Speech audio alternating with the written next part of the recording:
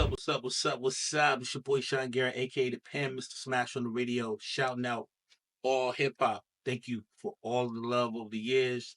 I love you guys. I appreciate everything y'all ever have listened to of me. But I most of all I just thank y'all for your support. Love y'all. All hip hop. Sean Garrett. Pow. What's good? What's good? I go by the name of DJ Thorough, aka Thorough Zano, Bridge to the Streets. Welcome to another edition of AllHipHop.com.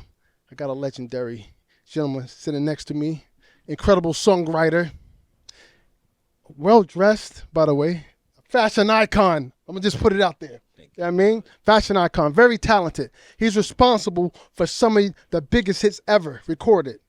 Introduce yourself. Yo, what's up? What's up? This your boy Sean Garrett, man, aka the Pen, aka Mr. Smash on the radio. You Exactly. Now, speaking of the pen, I see the jury game, right? Yeah. You got to get an iced out pen.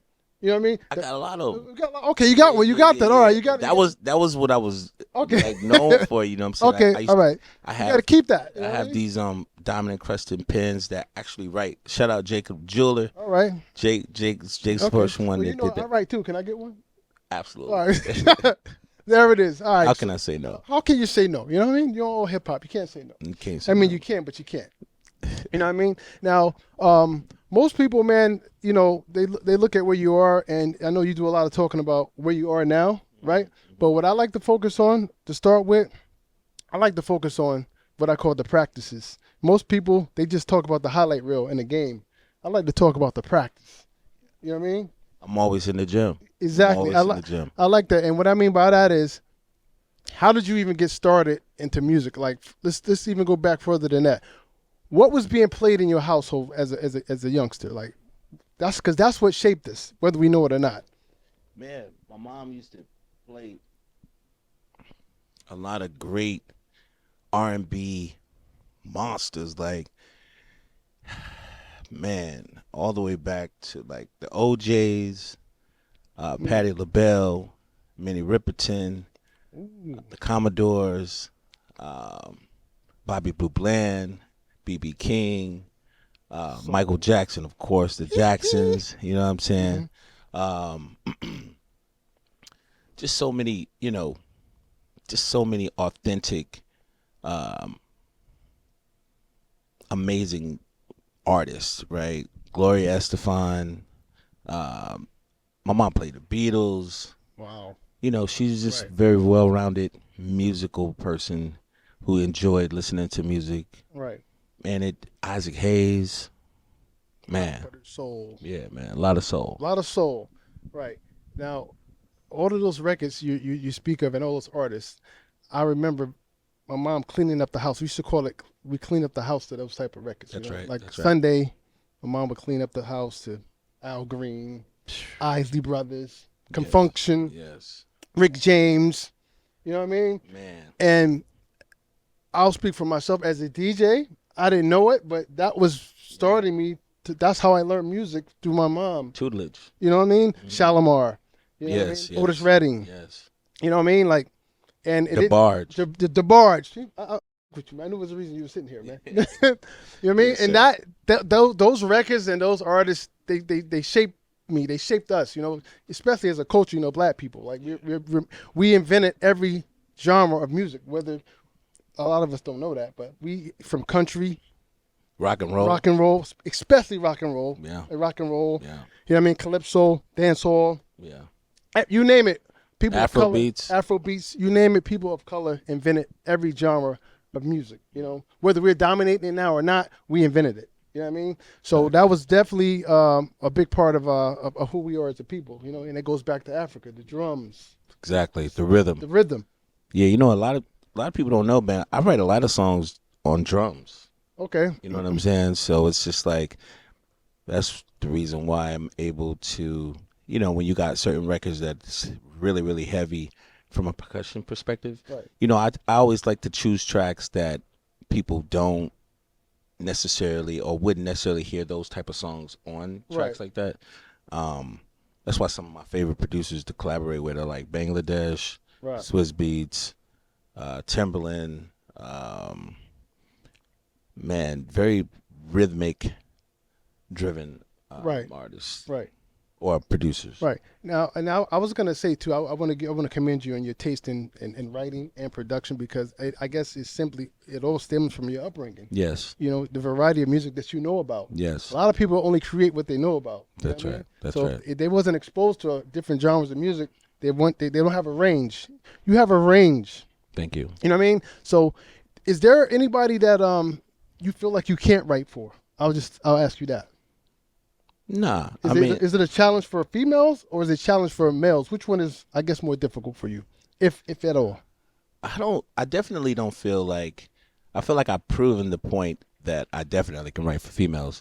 You know, records that are dear to my heart, from a female perspective, are records that I did called like Girl, you know, Is She the Reason? Ring the Alarm, Soldier, Right. Good Woman Down. You know, those are soul records. Right. You know what I'm saying? Records that sort of, you know, explain how women really feel in their heart Right. about love and life and breakup and pain. I love the idea of tapping into a female psyche, a female's perspective, Right. their vulnerabilities. Right. Sometimes, you know, I like to dive into a female's mind, Right. and say things that I think the world want to hear, but perhaps that particular female hasn't said it in that way. Right.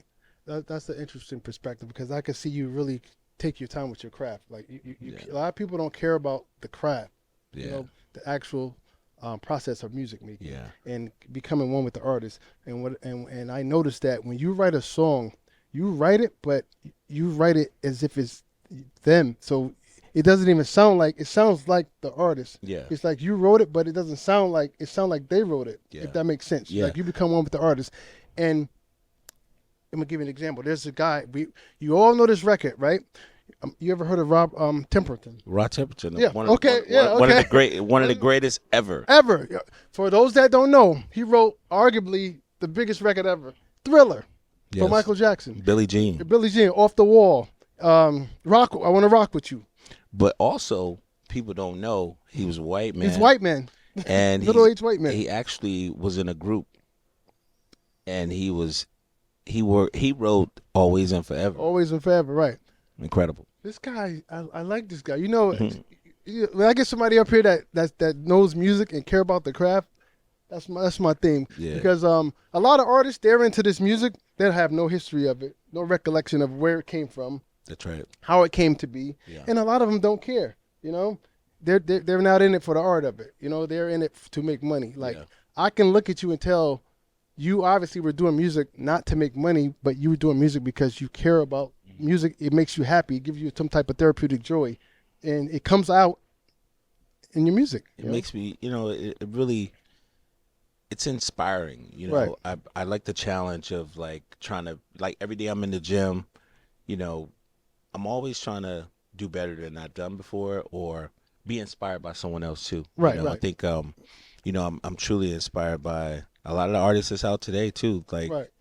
I love, you know, I would probably say Teams is one of my favorite female vocalists right now. Okay. I love Jasmine Sullivan. She is Right. one of a kind. I love Coco Jones. Coco Jones. by the way. She is something. Right. Love SZA. SZA. Oh my God. I mean, beautiful voices. Right. Amazing. Amazing. Artist. Right. Right. Yeah. You know, they're able to convey. They can touch your heart. Right. These girls touching your heart. And I like it. Summer Walker, of course. Right. What What about her? Love her. Love her? Love Okay. her. Yeah, I did a song with her that's so hard. Man, it never came out yet. It hasn't come out yet. Right. I love to play you that song, but it's definitely amazing. It's fire. It's fire, right? Fire. Fire. Right. Now, do you find it? I mean, so for instance, most people they can write for someone, but when it comes to them doing the music, it's a no-go. Yeah. You've been able to master being accepted, if you will, because most people don't accept people that they just want to put them in a box. Mm-hmm. You're just a writer. Yeah. When you try to do a record, it doesn't always transcend into the level of the writing. Yeah, I think the thing that people love about my music that I do for myself is it's authentic to me. You know, Breakup was obviously a record that I shared with my brother Mario, who's Mario's. Shout out to Mario.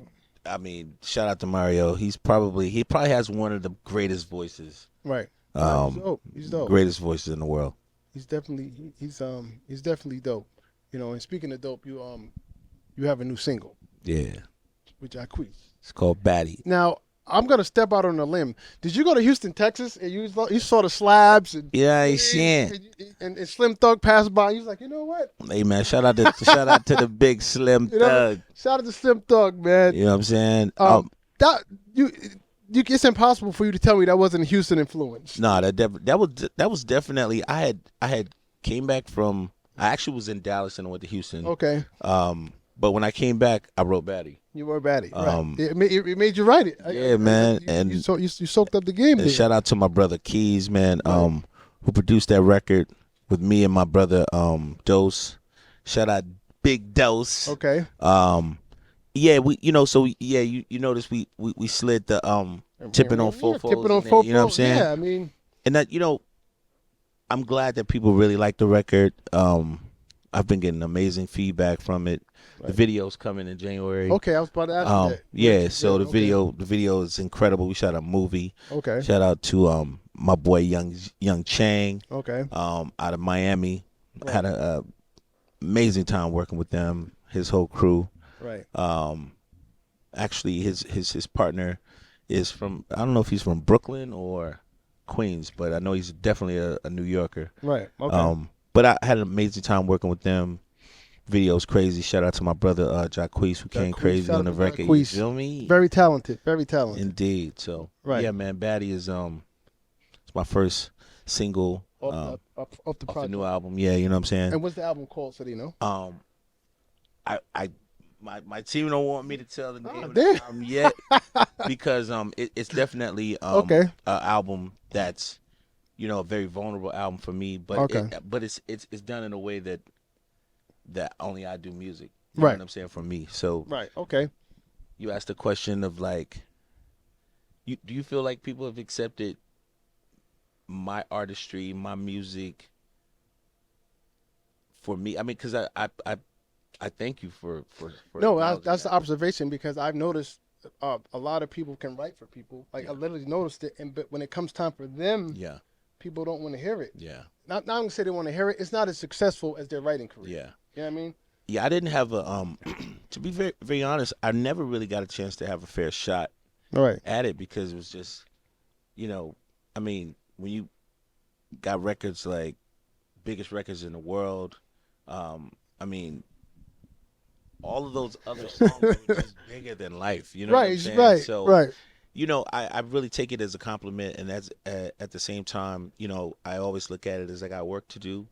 Right. But I just enjoy people giving me their honest opinion about my music. Right. You know what I'm saying? Like that matters to me. Right. That's one thing I do. I give honest opinion. I'm never gonna tell you what you want to hear. Yeah. I'm gonna tell you what don't. you need people like me. Let's go. You know what I mean? Now, don't lie. Do you ever write something and go, nah, this is for me? Or are you an unselfish writer, like, it's what's best? Who's this best for? How do you approach that?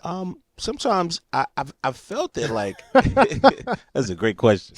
I feel that sometimes I enjoy being stylistic. I consider myself a stylist. Okay. Right? And so I just like to style on music. You know what I'm saying? I like to get on there and do shit that's just not conventional. So I feel like sometimes some of the other artists, they're not willing to take that chance. Right. So those are the shits I keep for myself. Like, this is one record I got on my album that I wrote for someone else, and I'm like, bruh, why the you ain't putting this out? And I just seen what you put out. Right. Like, why? But at the same time, and a lot of times artists are honest with me. They might say, "Hey, I don't know, this is just not me," right? And it's like, it's not you. Once your voice is on, it's you. It's you. You know what Right. I'm saying? And it's just like, I think people artists need to really understand what being an artist is about.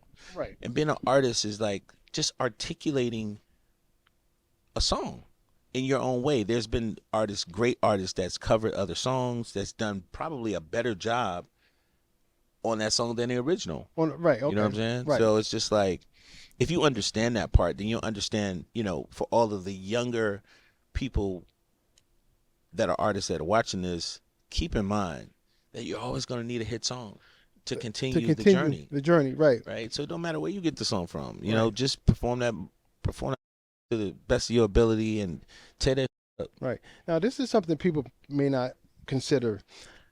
As a songwriter, how do you deal with artists? How do you deal with rejection? Because I'm sure you've given records to people, ideas, songs, and you may have thought it was the greatest thing, and they was like, "Nah, I don't like it." How do you deal with that? And then how do you convince them when you know this is record for them, and if they just try it, it'll work? I can definitely say there's been a few artists that's missed it. Missed the boat. You know what I'm saying? Missed and you see, it's hard to sit back and watch. It's like, damn, you missed on this one. You know what I'm saying? And it's just like, if you understand me, it's like you would want to get in the studio with me, right? It would just make sense. Even if it ain't a record that we do that you put out, the experience, I feel, I think another thing that people don't know about me is the fact I'm a great vocal producer. Okay. So I know how to make records sound good. Sound good, right. From the perspective of like pushing the artist vocally. Right. I'm always trying to do things that I don't think they would do for themselves. Right. You're a true producer. I mean, there's a difference between people that make beats and then there's people that produce. It's two different things. Yeah, I produce songs. You know what I'm saying? So it's right. from a perspective of, taking different elements and ingredients and putting it into something that can be unique. Right. And so you take that unique voice and you put it on something that they wouldn't normally get on. And that's when the world that's when the world appreciates you. You know what I'm saying? I feel. Well, they definitely appreciate you. I mean, a discography check real quick. You've done songs with Usher, Fergie, Sierra, Beyonce, Khalees. I mean, it goes on and on and on and on, And someone may look at that and go, how was he able to even get in touch with these people? How was he able to garner the attention of their ear? You know what I mean? Because that's a once in a lifetime achievement. Everybody don't reach those type of milestones, and you got your first record deal when you're 14, right? Did you know that you were going to be writing for people? Was that your mindset? How did you channel off into, okay, I'm writing for someone? You know what's funny? I was approached to write songs for other people because I came back to the States and my deal fell through with Warner. Mm-hmm. Just like they just changed the whole regime over Atlantic. Right. That's exactly what happened to me. Sometimes when I was, and our deal my deal was on the table. My A&R was going to sign me. Right. But then the change happened, right? And so then I was approached, I started shopping around this 5-song CD of all of my songs as an artist. Right. And people was like, hey, yo, you ever thought about writing songs for other people as well?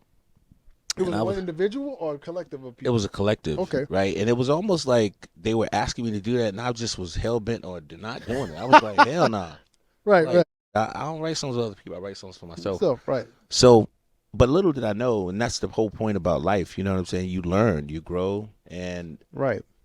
Then I started getting these offers. Like I got an offer for 300,000, one for 500,000, one for seven hundred And that'll make thousand. you change your mind there. I was like, they gonna pay me that much money to write some songs for people? Right. I was like, and then unfortunately, I had lost my mom, and my mom used to always, man, thank you, and she used to always say, baby, don't ever put all your eggs in one basket. You know what I'm saying? You're really talented. You should, and that stuck with me, and so when you lose your heart, you lose your mom, you tend to remember everything that she taught you. Right. Everything you remember, everything she said, a lot of things that she said. I remember when I was like 4 years old. And I was just talking to my aunt the other day, who's like my second mom, and she basically was like, you was always a very sensitive kid, right? Like things matter to you that didn't really matter to people. Right. And I think that really was a big part of my ability to tap into emotions and, Right. Also with the fact that I am Pisces, so Right. very intuitive.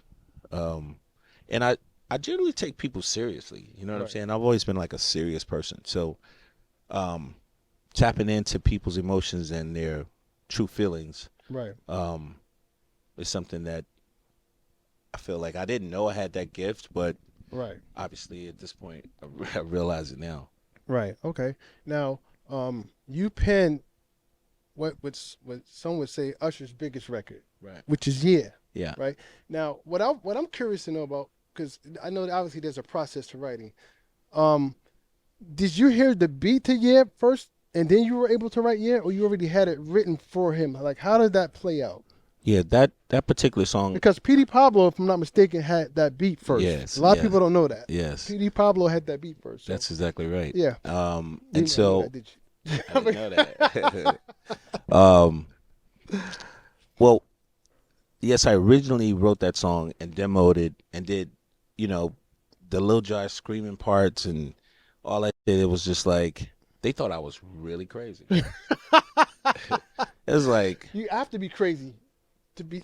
That's a great point. Yeah. You have to be crazy to believe in something somebody else can't see. yeah. You know? Well, is that crazy? Is that crazy? Think about the guy that invented the telephone. He said, "Hey, I wish I could talk to somebody that's not here." That sounds crazy, right? You have to be crazy. Yeah. I mean, but I'm very careful with the word crazy because, to most people, crazy is a negative word. Right, right. And that's a very positive word for me. I think it's creative to be crazy. Yeah. You can't have limits. You can't be doubtful. Right. Another person that used to really inspire me is Mike Tyson. Mike Tyson? Okay.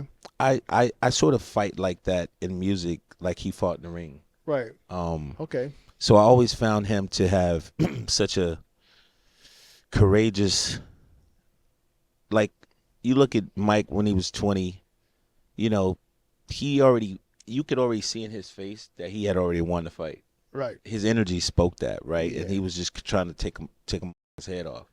Right. And so that's me, man. And That's my approach is always like Right. Okay. very like attentive. Right. Okay. So back to this teachable moment I'm trying to have here. Right? Let's do it. With the Yeah record, Usher. So you penned the record. I'm assuming you had the beat. You did the yelling and screaming over the beat. You know what's funny? I couldn't even get beats from Lil Jon. Right. That's right. crazy, right? Shout out. That's hard to imagine now, but it happens. It was crazy. Like his team was like, Lil Jon don't do R&B music. He do crunk music. Right. And I was like, yeah, I know. Let me get some of them beats though. Right. Because my idea was, I was gonna do a Michael Jackson song on a crunk beat. On a crunk beat.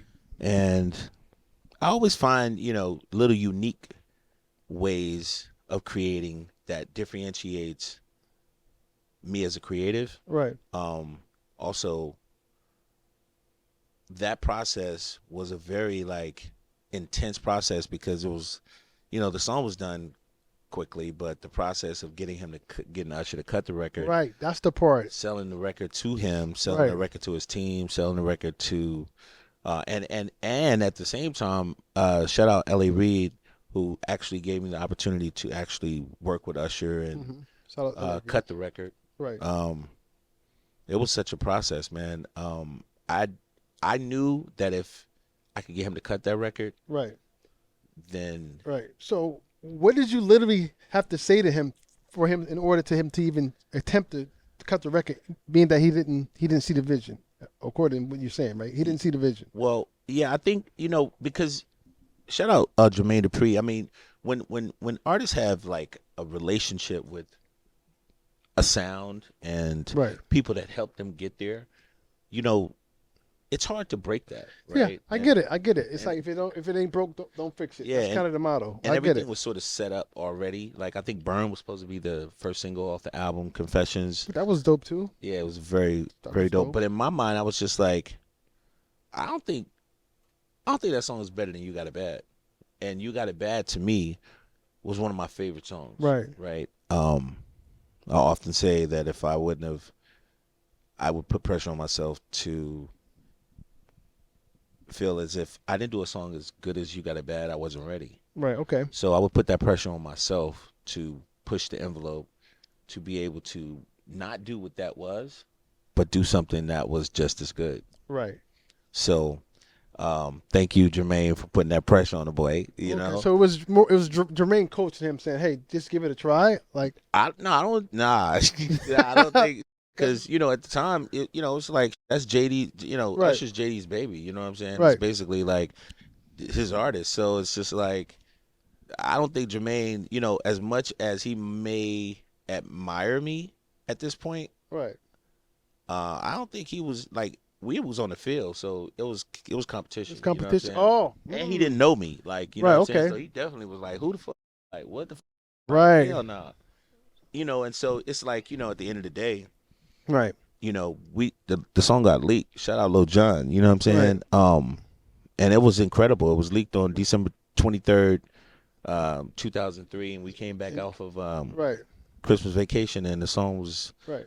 going super crazy. No, it was a crazy record because I can't imagine someone not liking it. That's why I'm trying to figure out what the hell did he not like about it. Because as a DJ in the club, I don't even know. Just say I don't even know who Usher is. If I hear that record, I'm like, yo, I'm gonna say, who's that? Yeah.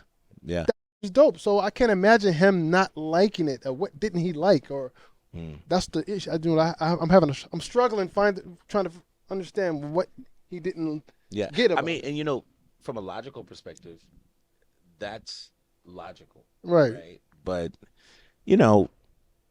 your influences, man, that's influencers. That's why influencers are winning because whoever has influence on you can either help navigate you or hinder you. Or you hinder know what I'm you. saying? Right, And, I got it. And I can't look at that and say that anyone was trying to hinder him. I just think that the good thing about him is Usher is a person who. One thing I gotta say about him, he gave me 150% when we got in that studio. It was up. 100. Like I know when I heard him say "peace up" 8 times, I was like, "Oh." Now was he on skates in the booth? Nah, he wasn't on no skates then. All right, okay. Nah, he wasn't skating. No, he was skating on that track. He was but skating on the track, right? There wasn't no skate song. Right. Okay. Now, do you have a favorite artist to work with so far? Yeah. Who's that? Who's your favorite artist to work with? Y'all know her name. That's one of my favorite. Okay. I must admit. Miss Knowles. Miss Knowles. Miss Knowles. Okay. I love working with a lot of different artists too. I love working with Asian artists too. Okay. I was actually that range I was talking about. You got range. I was actually fortunate enough to work with Boa, who's probably the biggest Korean artist ever. Right. She invited me to the MTV Awards. We performed the song also on the Japanese MTV Awards. It was just what I love about working with artists outside of Americans is they have a lot more respect for you. Yeah, they definitely they're not the type. It's just Enrique Iglesias took me around the world. We did television shows together. Right. We did performances together. Videos. Just it was just an amazing time to work with people outside of what that looked like me. Right. And they were all gracious. Right. Now, are there any records out there or songs that you wish you would have wrote? What's a song that you like? Damn, I wish I would have wrote that. Because we all have that. I think Teams. It's Tim's. Sorry. Okay. Her first single, the record that she did with Future. I Future. really love that record. Right. That made you like. That Damn, was I wish one I of them would've did ones. that. Shout out my boy Future too, man. Shout out to Future. Yeah, man, the GOAT. Right. Yeah, I really love the song. I really love that song that SZA did with Travis Scott. Travis. Okay. Oh man, I love that track too. Right. Okay. That was man, great. Right. Now I'm sure when you hear things you wish you would have wrote, it inspires you Yes. to write. That's Yes, why I asked yes. that question. Indeed. You know, we all get that. Like, damn, I wish I would have did that. I wish. So let me go and create something. I gotta better. get You know what I back mean? to work. Right. Yeah. You get to work now. Anybody that's not, let's say anybody that's not familiar with your work, like visually, what video do you have out right now that they could go check out that represents who you are? That I did for other artists. No, that. Well, you will see my new Baddy video. Okay. Which will be coming in January. That will definitely, if you go pull up Sean Garrett She Geek, so I pull up in that 458 She Geek. Saw so many other bitches on my She Geek. You know what I'm saying? That's definitely my personality. Breakup, of course. Right. Feel Love is another side of me. Okay. Shout out my boy J. Cole who laced that motherfucker. Cool. You know what I'm saying? Man, it's quite a few songs in the box with me and Rick Ross. Shout out Big Ross. Boss. It was hard. Just got to Miami. Okay. Straight out from the Grammys. You know what I'm saying? Right. I've had a lot of amazing songs, man, that, Gripping on the Bed. Right. The ladies love that song. So it's Right. a lot there you can go check out. Okay. Now, if anybody watching this up and coming that want to get into music, that maybe think they can write, they think they got a strong pen game. Right. What type? Because I love to give teachable advice in moments, to artists, inspiring people. Yeah. Because I want good music to continue. Yeah. So I never hide connects or I share info. I like to. Yeah. I like to do that because you get better music. For sure. You get the type of stuff you want to hear. When Yeah. You do that. Yeah. What kind of advice would you offer somebody that's on the come up, that's looking to accomplish what you've accomplished so far? I think that I love being an inspiration to people. I feel like, there's a lot of pointers. I'm gonna start doing this seminar called Sean Garrett Smash on the Radio University. Okay. And basically it'll be a place where you can come and actually meet me and hear me talk and give you some tips in reference to what makes a hit, what makes a great unforgettable chorus. Right. I'll never forget that when I first took the year to L.A. Reid, he said, because the chorus was, yeah, shorty, get down low if you think you're ready. Yeah, let me see if you could back up with what you told me. I could turn you out, baby, if you let me. Next thing I knew, she was all up on me screaming. Right. And so L.A. said to me, he says, Sean, you ever heard the song called Whip Appeal? I was like, yeah, my mom used to play the out of that. Right. And yeah, shout out Babyface. Babyface, man. Babyface. Indiana. Oh my God. Indiana's Like finest. one of the greatest songwriters. Now he's the GOAT. Right. No, he is. He's the GOAT. He is. Um, He is. He and- should be mentioned more. You're Yes, right. he Glad should. we're Man. talking about and, him now. And, You are and right. Babyface, I love you, man. I've had a number of times meeting him. Just sharing great conversation from Right. just one of the most amazing songwriters ever. Right. And so to get back to the story, L.A. said, "You ever heard that song Whip Appeal? It had a story in the chorus. This chorus doesn't have a story in it.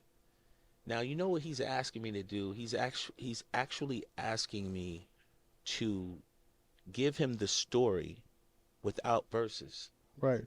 There should be the story in the chorus that make people walk away with the payoff, right? And so to answer your question for advice, the chorus must maintain a sense of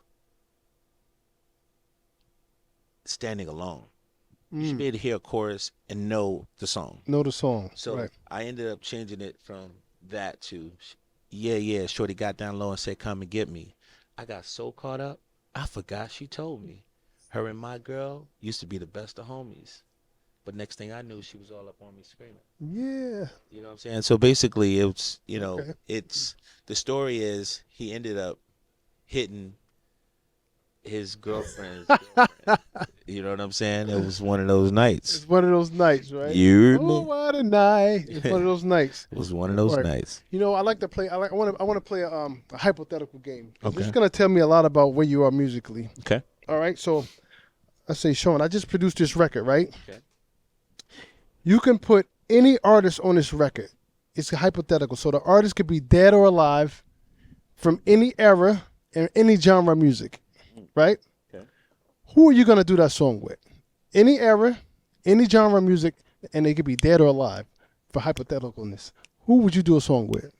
I would definitely do a song with Smokey Robinson. Wow. I would definitely do a record. The mic. I'm sorry. It's all good. Sorry, guys. Yeah. I would definitely do a record with Smokey Robinson. I would definitely do a record with, if I had the opportunity, with Tina Turner. Wow. I definitely would love to have worked with John Lennon. I would definitely write a song for Minnie Riperton. Yeah, her octave was retarded. Man. It's like they said she could. I wasn't there to witness it, but she could break a glass. Like you put a champagne glass, on the table, and when she hit that whatever the octave, I forgot what it's called, she could shatter the glass. Yeah, I mean that's crazy. Just such an incredible voice. Marvin Gaye, of course. Man, that's dope. Got a chance to work with Michael the last year of his life. So wow, that was yeah, man. Like, what was that like? Because you just said that like that wasn't a big deal. I just got a chance to work with Michael. What was working with Michael like? I mean, working with Michael was like the highlight of my just life. Right. That was it. I was like, okay, if I could just, hey, this it, this him. Right. But Michael, man, was just really gracious, very down to earth. Like, he was cool as just cool. Like, right. And he would call me every morning, man, every single morning. I didn't know that. Yeah, just talking about creating, just talking about the type of songs he wanted to do, right. The specifics, right, in conversation, right, and so like that was a highlight of my life. Right. Now, are we gonna ever hear these songs that you and him worked on, or are they out there, or what's going on? I don't know. I mean, to be honest, we don't really control. You don't control. Yeah. So let me ask you this: how many songs did you guys work on? We worked on 3. You worked on 3. Wow. Yeah, and Michael was just, man. I mean, shit, to work with somebody that you just. I mean, it doesn't get any bigger than Michael. I don't care what anybody says. Like, it just, that's it. Like, it was like you can retire now. It was over with. I was like, I can go on it. Hey, guy, you ready? You did it. I mean, come on, Michael. Like, who else is that? Who? Yeah. Like, and I never even like. I have had such an opportunity to work with so many amazing artists. Right.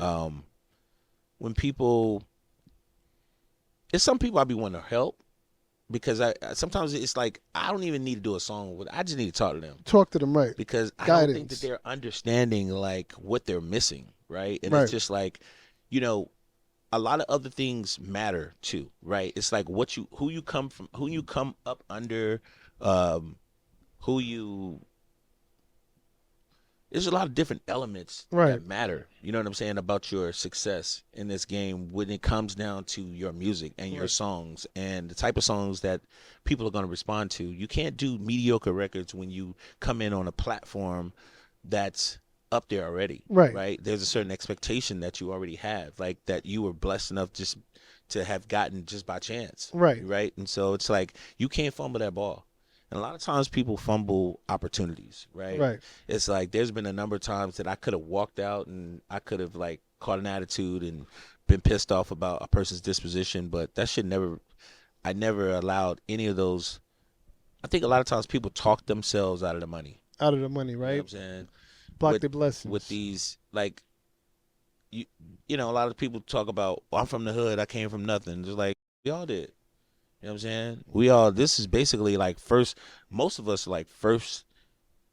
You know, we're first millionaires. You know what I'm saying? Of our generation. Yeah, first you're right. generation of First millionaires. generation of millionaires. So how do you, you know, you already know that we didn't come from this. You know what I'm saying? We had to earn it. We had to. It's blood, sweat, and tears. So it's just like when you get an opportunity to take that shot, it's got to be that shot. Right. You know what I'm saying? And so I think a lot of people trick themselves off the streets early. Right. You know, they just don't take the serious enough. Like Right. until you fail, right? Until you find yourself on the bench, until you find yourself on the shelf. You know what I'm saying? It's just like when the world looks at you and say, "Damn, you fumbled the ball." Right. That goes back to what I was saying in the beginning. How your childhood, something as simple as listening to music in the house, shaped everything. You know, the way you handle things, right? The way you deal with things, right? And being from the damn it hood, created your passion.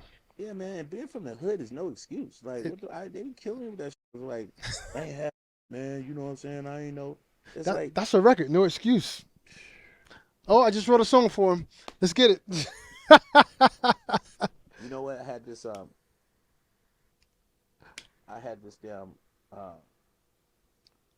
the mic. I had this excuse me, I'm sorry, oh, bro. Good. My man gonna kill me. I'm not being professional. No, it's all good. I think that the chances you get in life are not guaranteed. Fact. Right? And so I think all of those things that you learn, whether it be good or bad, like those lessons, man, those lessons are so important because, you know, I always look at it like if I miss this could be something that I could regret. Right. So I always look at every opportunity, or even if I'm working with a new artist, I look at those new artists just the same way I look at as legends, right? Because you never know who it is that you're working with. You never know who's going to become that next, you know, person. So it's dope, man. I could tell somebody raised you with sense because I was brought up. How my parents, they said you treat the janitor like the CEO. Absolutely. And that's through life. Absolutely. You never know what somebody's going to become or who they are. Absolutely. Or who they're pretending to be. You're treating somebody like dirt and they're actually the CEO. So you treat the janitor like the CEO. Those are I mean, facts. everybody gets treated the same. Facts. You know what I mean? Most people treat people based on what they think they could do for them. You ever notice when you meet somebody and go, what you do? They ask you that because they're trying to judge how much respect they give you. It doesn't matter what you do. Nice to meet you. How you doing? You greet everybody. Right. A lot of people are just not raised like that. That's right, brother. You know what I mean? So that's my rant for the day. All right. All right. But listen, before you get out of here, man, I got to get your top 5 producers, dead or alive. Okay, my top 5. Quincy Jones. Rest in peace, by the way. Yeah, R.I.P. rest in Quincy peace. Jones. One of the great. I would say the greatest. The greatest. Like, the greatest. Like, greatest. hands down. Hands down. The greatest. Pharrell Williams. Neptunes. I'm loving this list already. Timberland. For sure. VA in the house. Yeah. Dr. Dre for sure. Oh, this guy's dope. Dr. Dre. Dre don't get enough credit, man. And I would say probably